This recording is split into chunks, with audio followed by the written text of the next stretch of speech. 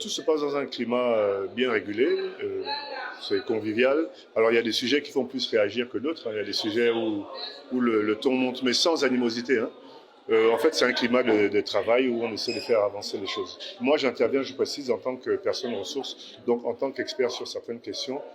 C'est pas avec le même type de participation sur les débats, mais j'essaie de manière d'encadrer, de recadrer. Alors, nous, on travaille là sur une centaine de propositions, j'arrondis un peu.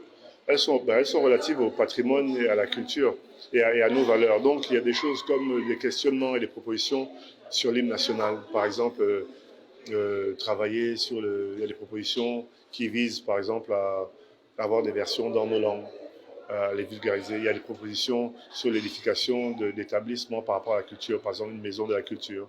Moi, par exemple, dans les contributions, j'ai fait une proposition par rapport à l'établissement d'un centre culturel gabonais.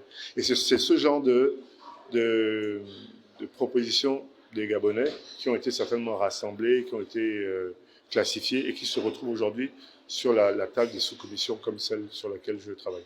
Dans les propositions, on peut dire que globalement, ce qui revient, c'est un besoin de faire en sorte que notre culture soit réhabilitée, qu'elle ne soit pas considérée comme étant une sous-culture, qu'elle ne soit plus diabolisée, ça revient beaucoup, qu'on règle le problème de la diabolisation de nos rites et cultures.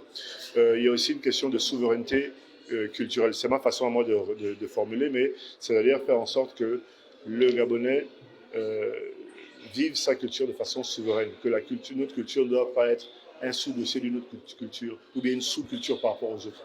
Donc, être fier de sa langue, pouvoir parler sa langue, pouvoir décider de ses symboles, pouvoir comprendre ses symboles, pouvoir valoriser ses symboles, c'est ce genre de choses-là qui interviennent.